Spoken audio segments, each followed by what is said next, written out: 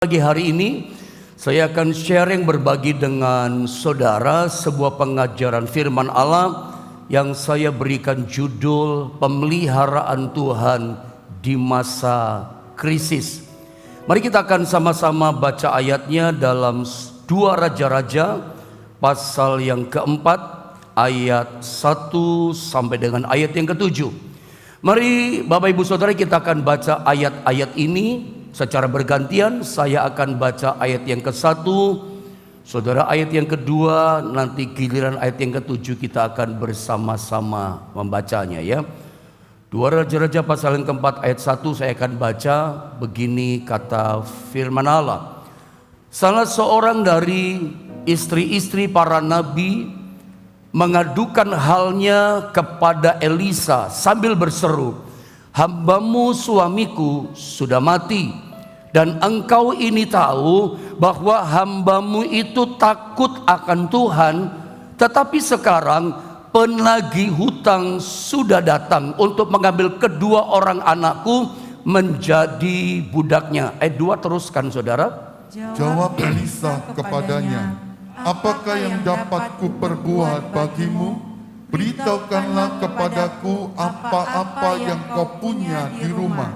Berkatalah perempuan itu, "Hambamu ini tidak punya sesuatu apapun di rumah kecuali sebuah buli-buli berisi minyak." Ayat yang ketiga, lalu berkatalah Elisa, "Pergilah, mintalah bejana-bejana dari luar daripada segala tetanggamu, bejana-bejana kosong, tetapi jangan terlalu sedikit." Ayat 4 teruskan. "Kemudian masuklah, tutuplah pintu sesudah engkau dan anak-anakmu masuk, lalu tuanglah minyak itu ke dalam segala bejana. Mana yang penuh, angkatlah." Ayat 5, pergilah perempuan itu daripadanya, ditutupnyalah pintu sesudah ia dan anak-anaknya masuk, dan anak-anaknya mendekatkan bejana-bejana kepadanya, sedang ia terus menuang. Ayat 6 lanjut.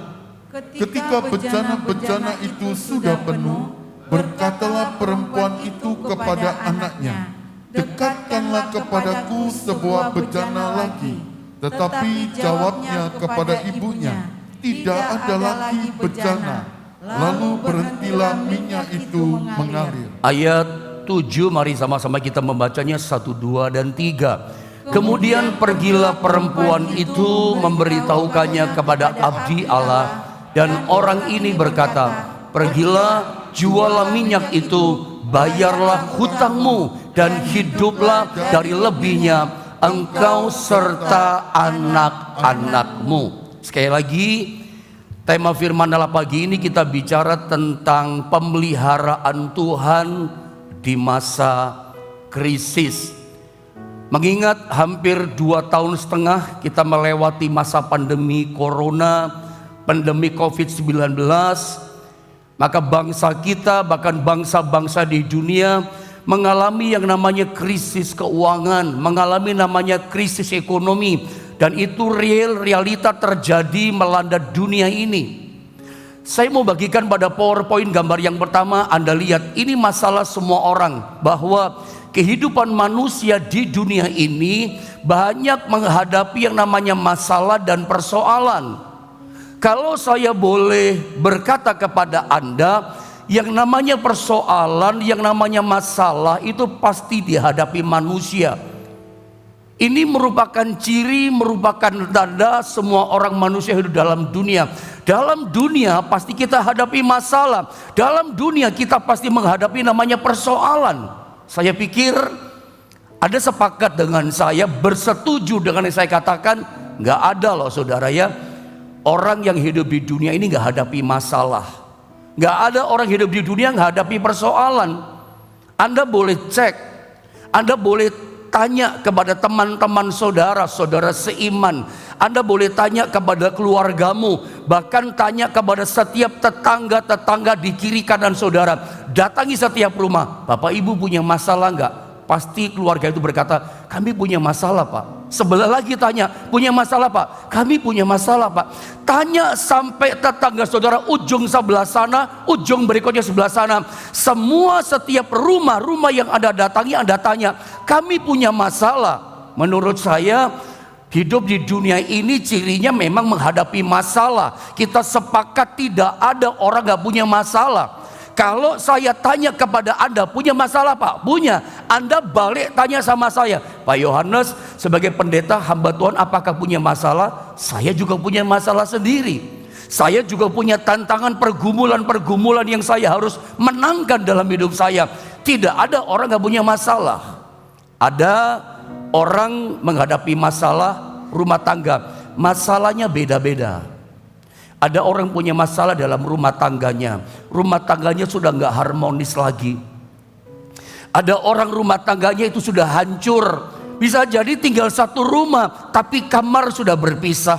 Udah jarang komunikasi. Masih satu atap satu rumah, tapi sudah dingin. Ini namanya masalah dalam rumah tangga. Udah hancur pernikahannya. Ada orang punya masalah urusan anak-anaknya. Anak saya kena narkoba Pak, anak saya masuk penjara karena sebuah pergaulan yang salah. Ada orang tua dalam rumah tangga itu bergumulnya, papa mama menangis untuk anak-anaknya. Anak-anaknya sudah jauh dari Tuhan, sudah menjauh dari jalannya Tuhan. Tentu orang tua bergumul. Saya pun banyak menerima chatting ketika saya buka hotline untuk ada konseling, hanya untuk chatting saudara ya. Ada banyak saya lihat yang chatting minta bantuan untuk anak-anaknya yang sudah jauh dari Tuhan, tinggalkan Tuhan. Dulu kecil ke gereja, sekarang hilang dari Tuhan. Saya doakan saudara, pagi ini yang anak-anakmu terhilang, kembali kepada jalan Tuhan. Ada banyak orang punya masalah dalam ekonominya. Ada banyak orang punya masalah dalam keuangannya. Ada banyak orang punya masalah butuh pertolongan karena mengalami namanya hutang-hutang yang begitu besar. Bantu doa saya Pak Pendeta, rasanya saya gak mungkin terbayar hutang-hutang itu. Ada banyak masalah, jenis-jenis masalah yang kita hadapi. Tapi memang semua orang punya masalah. Tetapi saya mau tanya sama saudara, tahukah saudara ada satu masalah yang paling membebani? Ada satu masalah yang paling banyak membebani setiap orang yang di dunia ini. Anda tahu masalah apa itu? Masalah ekonomi, masalah keuangan. Itu kalau saya boleh berkata kepada Anda, inilah salah satu masalah yang paling banyak, masalah yang paling membebani banyak orang hari-hari ini. Paling banyak, mungkin saja, bukan mungkin, maaf, saya ralat. Bisa jadi di antara saudara itu banyak yang tidak terpengaruh dengan ekonomi. Ketika masalah COVID terjadi, pandemi hebat, Anda tetap jaya. Justru ekonomi tetap diberkati Tuhan, ada saja berkat Tuhan. Tapi mungkin banyak di antara saudara dampak pandemi itu merosot income saudara. Ekonomi saudara hancur. Anda mungkin di PHK, kehilangan pekerjaan. Kalau saya boleh bilang sama saudara, hari ini, hari gini saudara ya, masalah yang paling banyak dihadapi, masalah yang paling membebani banyak orang itu adalah masalah ekonomi dan keuangan. Dan biasanya begini, ketika orang punya masalah ekonomi dengan keuangannya, dalam pekerjaannya, dalam permodalannya, uang dalam masalah kebutuhan rumah tangga, biasanya orang kalau beban masalah keuangan itu suka kalap, suka ambil jalan pintas. Bagaimana cara jalan pintas untuk mengatasi masalah? Dia akan berhutang.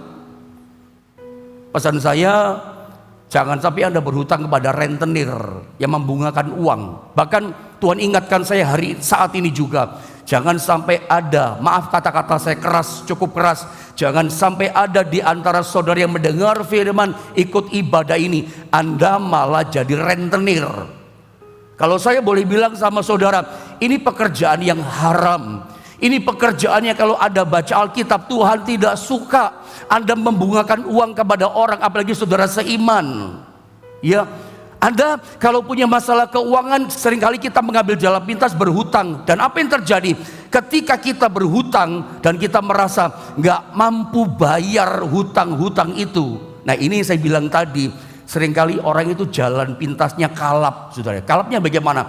Dia makan itu hutang, sengaja dia gak mau bayar itu hutang dan dia melarikan diri. Bukan begitu caranya.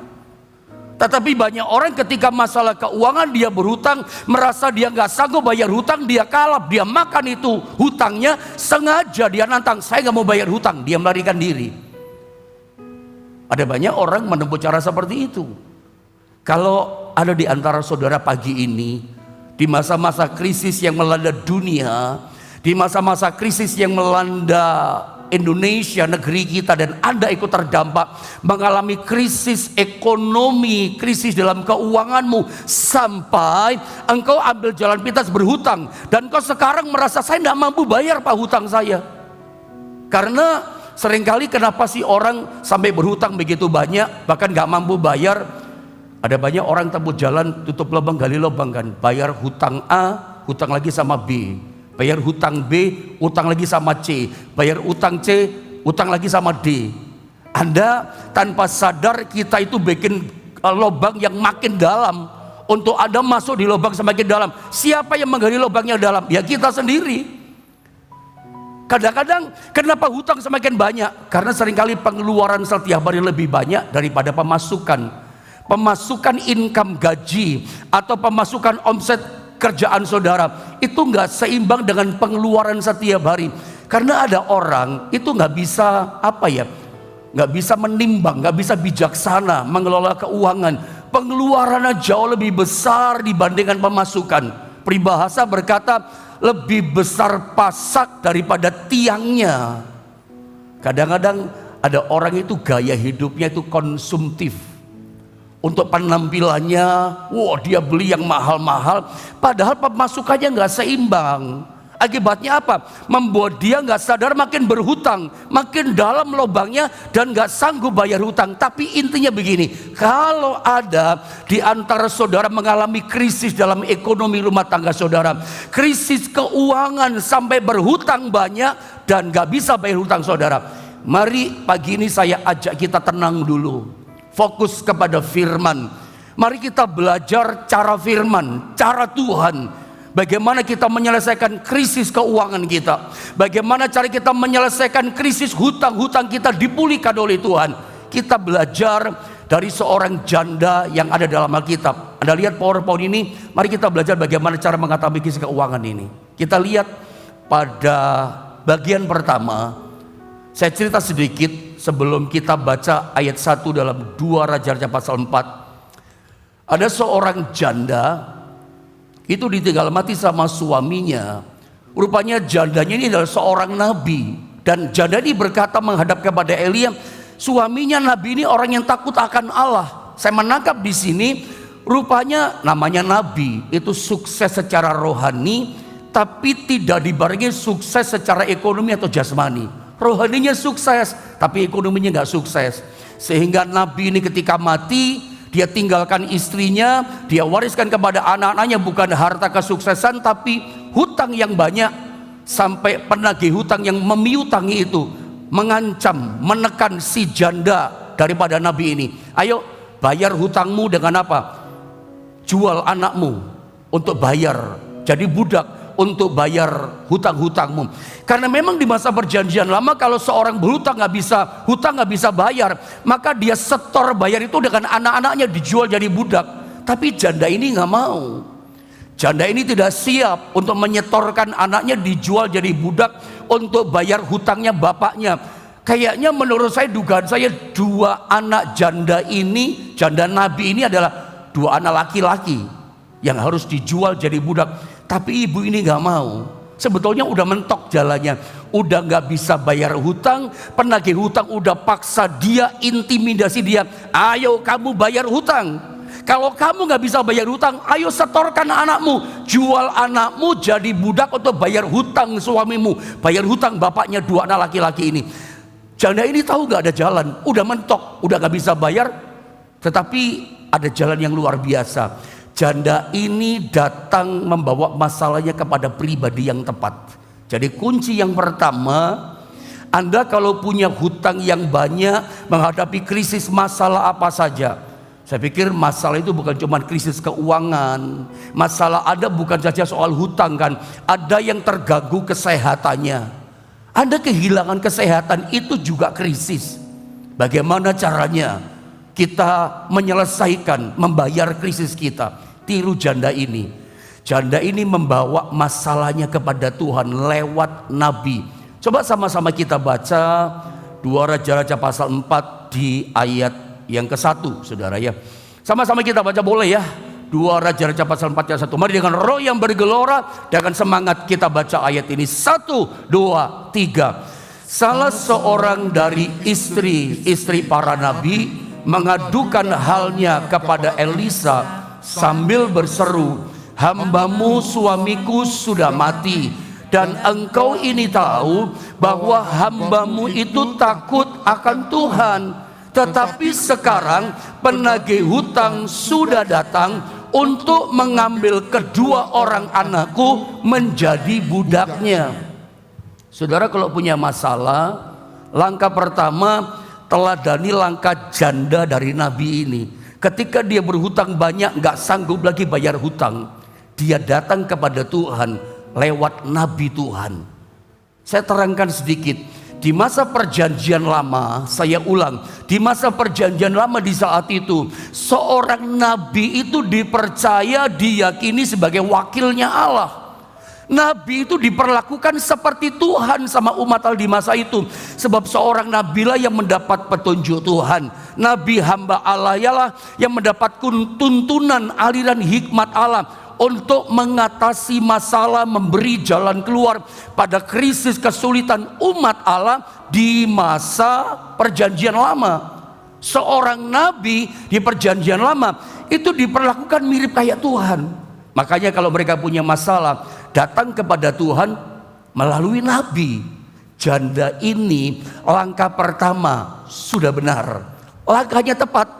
Pesan saya kepada Anda semua, engkau yang sedang ibadah pagi ini bukan kebetulan. Kalau engkau sudah menghadapi krisis, Anda bisa mulai chatting di YouTube channel GSPD Jombang atau di akun Facebook Jonas Naftali. Engkau bisa berkata jujur di hadapan Tuhan, janda ini seperti aku berhutang banyak, kiranya Tuhan boleh menolong saudara. Memang ini sesuatu yang rasanya nggak enak secara privasi, tapi Anda bisa berkata, orang itu adalah aku. Saya berdoa pagi ini, biarlah krisismu dipulihkan, diselesaikan oleh Tuhan. Sebab ujungnya nanti kita lihat, janda ini dipulihkan loh. Dia bisa bayar hutangnya semua, dan dari kelebihan berkat lewat mujizat itu, dia bisa hidup dengan sukacita. Dia bisa hidup dengan damai, dengan kedua anaknya, tetap dipelihara Tuhan, dipulihkan oleh Tuhan. Dan yang menarik dalam ayat ini, jalan janda ini tepat, datangnya kepada Tuhan lewat nabi. Pesan saya, kalau ada di antara saudara menghadapi masalah seperti janda ini, ingat, Anda jangan datang kepada orang yang salah. Jangan jalanmu jalan yang keliru, datang kepada pribadi yang salah. Biasanya orang kalau sudah urusan uang, gak bisa bayar hutang, seperti bahasa saya tadi, jalannya jalan kalap, jalannya jalan sesat. Maafkan kata-kata saya, datang ke dukun, datang ke paranormal, datangnya ke orang pintar, bertobat, tinggalkan langkah itu. Itu tidak akan memulihkan saudara. Percayakah Anda kita punya Tuhan yang hidup? Kenapa Anda masih perlu dengan cara-cara seperti itu? Tinggalkan, bertobat, datang kepada Tuhan yang tak terbatas kuasanya, yang sanggup memulihkan segala krisis, persoalan, masalah yang Anda hadapi. Datangnya bukan kepada seperti itu, bukan kepada orang pintar, paranormal. Datanglah kepada Tuhan, mengadu masalahmu kepada Tuhan, ceritakan apa adanya. Janda ini datang kepada nabi dan dia ceritakan semua masalahnya. Ya, ini di dalam ayat ini, Yeremia 17 ayat 5 sampai 8. Ayat ini mengajar kepada kita, disuruh mengandalkan Tuhan. Jangan andalkan kekuatan manusia, terkutuk loh. Bukan berkat tapi kutuk. Saya baca ayat ini ya. Yeremia 17 ayat 5 sampai 8. Saya baca, terkutuklah orang yang mengandalkan manusia. Yang kita pikir orang pintar itu manusia loh. Kita pikir orang hebat datang sama dia itu manusia loh. Yang mengandalkan kekuatannya sendiri dan yang hatinya menjauh daripada Tuhan. Jadi jelas ya, kalau orang nggak mengandalkan Tuhan, yang diandalkan manusia, yang diandalkan orang pintar, itu menunjukkan hatinya dia sedang menjauh daripada Tuhan. Kemarin minggu pagi saya sempat bilang sama saudara, orang itu kelihatan loh. Kalau imannya jauh dari Tuhan, hidupnya nggak melekat lagi sama Tuhan, maka dia pikir Tuhan itu nggak hidup, Tuhan itu nggak nyata kuasanya. Orang itu kalau hatinya jauh daripada Tuhan, dia pikir Tuhan nggak sanggup tolong masalahnya. Makanya yang diandalkan bukan Tuhan, yang diandalkan kekuatan manusia. Mari bertobat belajar. Alkitab katakan yang hatinya menjauh dari Tuhan, makanya manusia, kekuatan manusia diandalkan. Tetapi diberkatilah orang yang mengandalkan Tuhan, yang menaruh harapannya pada Tuhan. Pagi ini gak ada cara lain. Kalau kau mengalami krisis seperti janda Nabi ini, ya andalkan Tuhan. Taruh segala masalahmu, harapkan pertolongan yang datang daripada Tuhan. Kumpulkan imanmu, pengharapanmu datang kepada Tuhan. Seperti janda ini datang kepada Tuhan, menceritakan, mengadukan krisis masalahnya. Bahkan ada satu ayat Mazmur Daud berkata pasal 50 ayat 15. Daud berkata begini, berserulah kepadaku, kata firman, pada waktu kesesakan, aku akan meluputkan engkau dan engkau akan memuliakan aku. Ini kata Alkitab.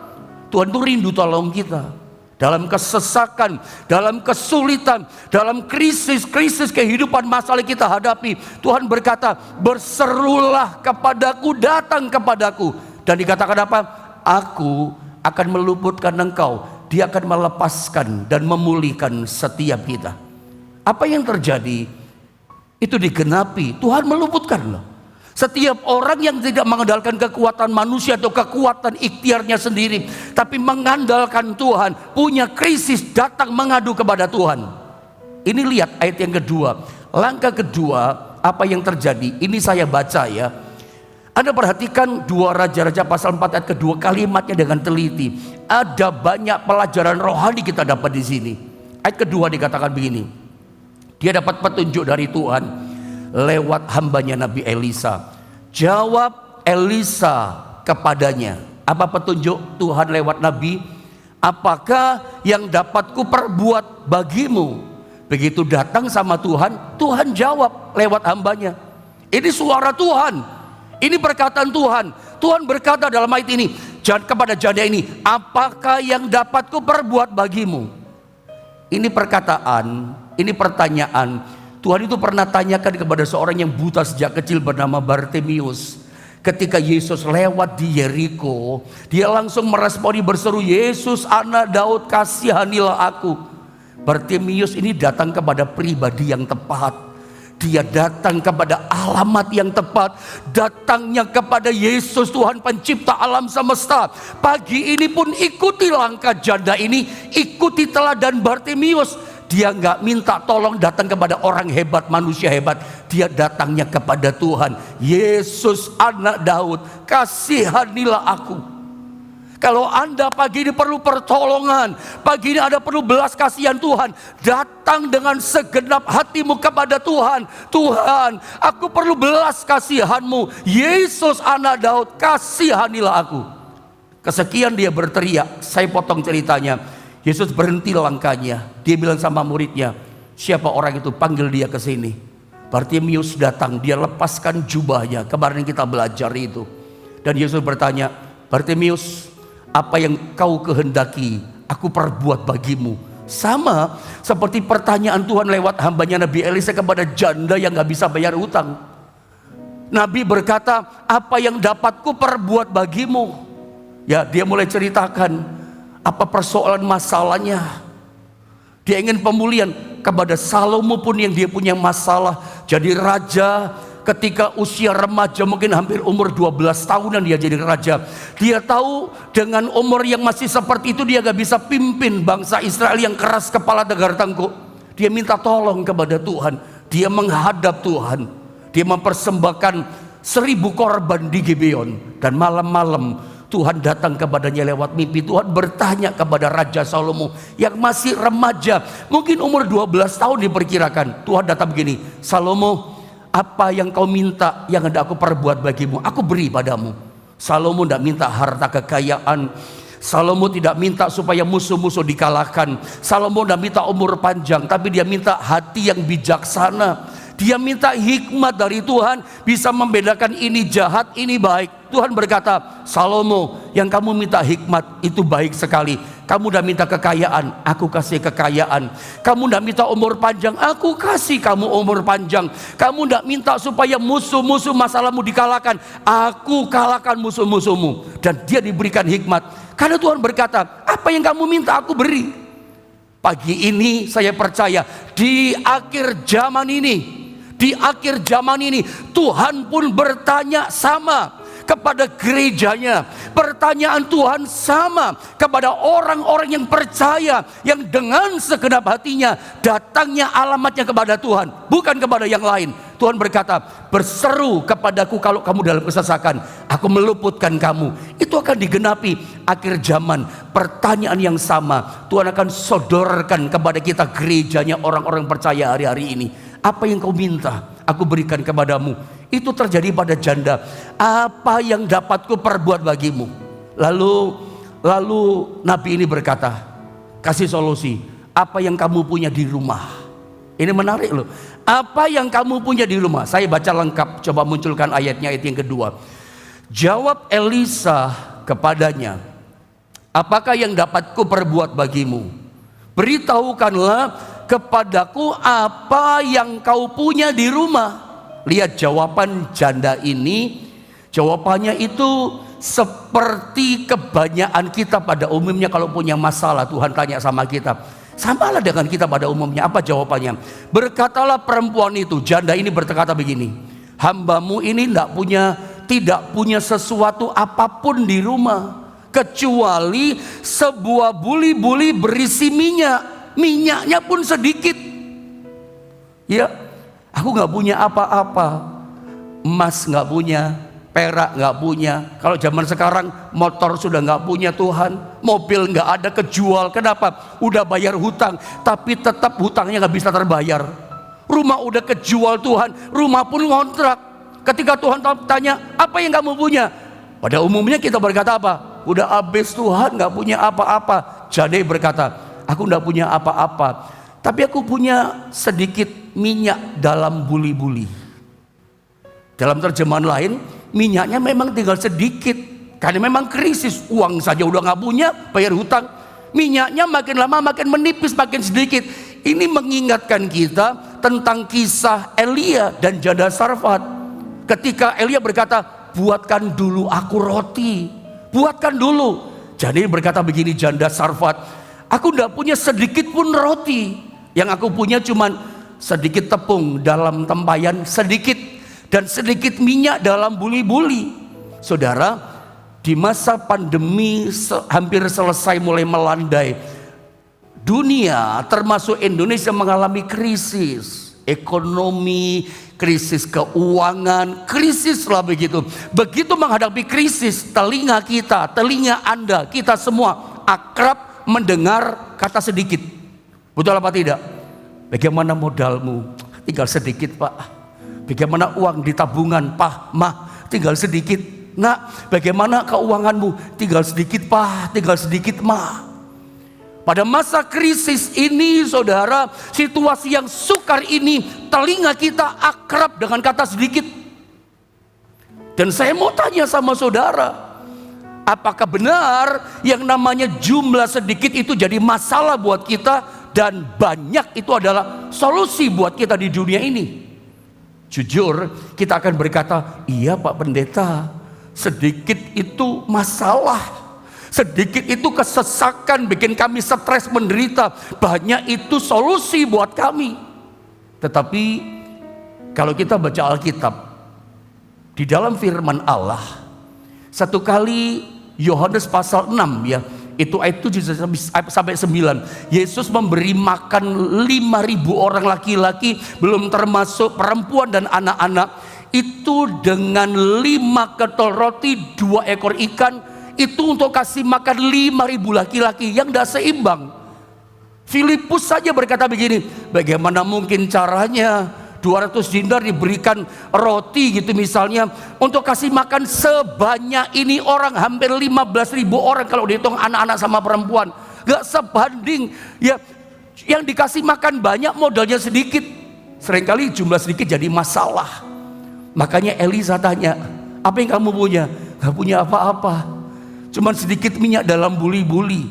Apakah sedikit itu selalu jadi masalah? Saudara percayalah, Tuhan itu kalau tanya bukan yang gak ada pada kita, tapi yang ada pada kita.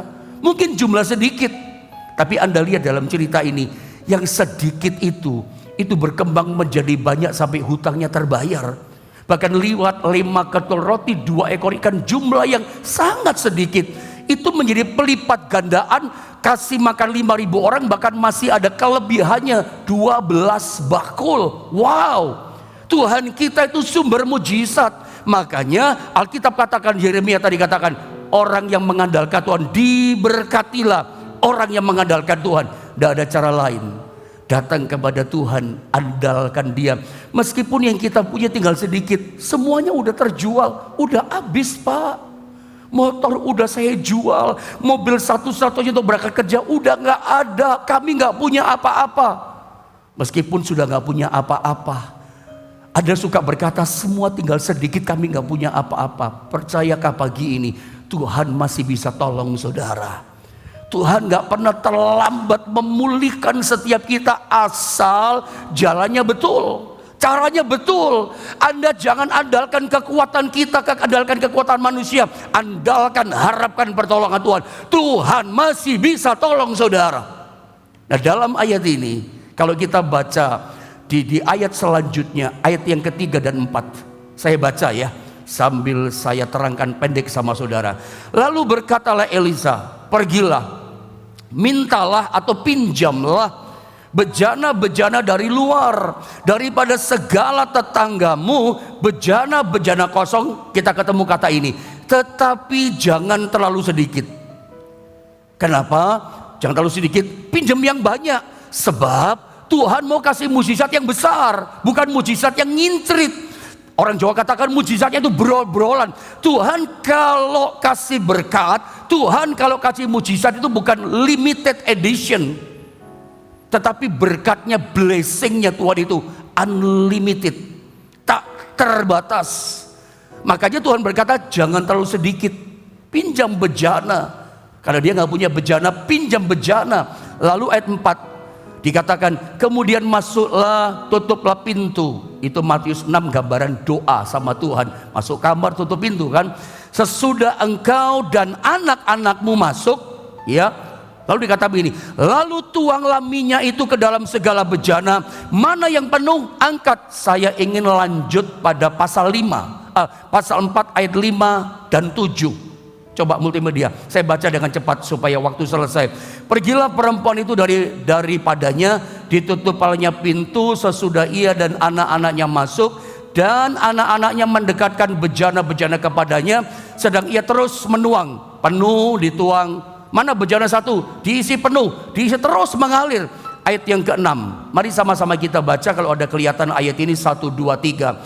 Ketika bejana-bejana itu sudah penuh, berkatalah perempuan itu kepada anaknya, dekatkanlah kepadaku sebuah bejana lagi. Tetapi jawabnya kepada ibunya, tidak ada lagi bejana. Lalu berhentilah minyak itu mengalir. Tuhan berkata begini, jangan terlalu sedikit bejananya, yang banyak. Sebab Tuhan mau kasih mujizat yang banyak, yang besar, yang tak terbatas. Pada awalnya selalu rencana Tuhan, kalau Tuhan kasih berkat sama kita, rencananya Allah dalam hidup kita, kalau dia kasih berkat pemeliharaan sama kita, itu berkatnya terus. Rencana Allah, berkatnya, rezekinya sama kita, itu terus setiap hari dan tidak pernah berhenti. Tetapi kenapa? Karena minyak di sini itu bicara pertolongan Tuhan. Minyak yang mengalir penuh kepada bejana ini, ini bicara pertolongan, minyak bicara berkat, minyak bicara mujizat, minyak bicara kuasa. Awalnya rencana Allah itu berkatnya terus tidak berhenti. Kenapa berhenti? Bejananya nggak ada. Ibu ini janda berkata, anakku mana bejana lagi? Mama, ibu, nggak ada bejana, udah habis. Begitu bejana nggak ada, berhenti minyaknya mengalir, berhenti pertolongannya, berhenti berkatnya, berhenti mujizatnya, rencananya, mujizatnya terus unlimited.